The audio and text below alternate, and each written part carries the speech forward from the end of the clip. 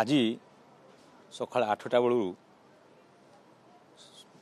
ବାଲିପାଟଣାର 17ଟା ପଞ୍ଚାୟତର ଶହ ଶହ ଯୁବକ ଭାଇମାନେ ମାଆମାନେ ଗୁରୁଜନମାନେ ବାଲିଅନ୍ତା ଛକଠାରେ ସମାବେତ ହୋଇଗଲେ ଏବଂ ମୋତେ ଅତି ଶ୍ରଦ୍ଧାର ସହିତ ମୋତେ ଦୁର୍ଲାଦେଇ ମନ୍ଦିର ମାଆଙ୍କୁ ଦର୍ଶନ କରାଇଲେ ବାଳକାଟିରେ ଏବଂ ଆମେ ଆସି ନିର୍ବାଚନ ଆଜି ଇଲେକ୍ସନ ଅଫିସରଙ୍କ ପାଖରେ ଆଜି ନାମାଙ୍କନ ପତ୍ର ଦାଖଲ କଲୁ।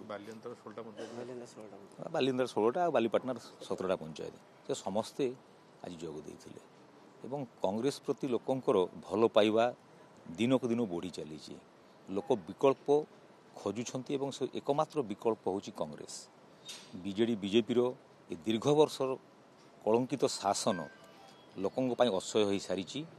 ତେଣୁ ଲୋକ ପରିବର୍ତ୍ତନ ଚାହୁଁଛନ୍ତି ଏବଂ କଂଗ୍ରେସକୁ ସେମାନେ ଏକମାତ୍ର ବିକଳ୍ପ ଭାବରେ ବାଛିଛନ୍ତି। ତେଣୁ କଂଗ୍ରେସ ବହୁତ ଭଲ କରିବ ଏବଂ ବହୁ ଭୋଟରେ ବିଜୟୀ ହେବ।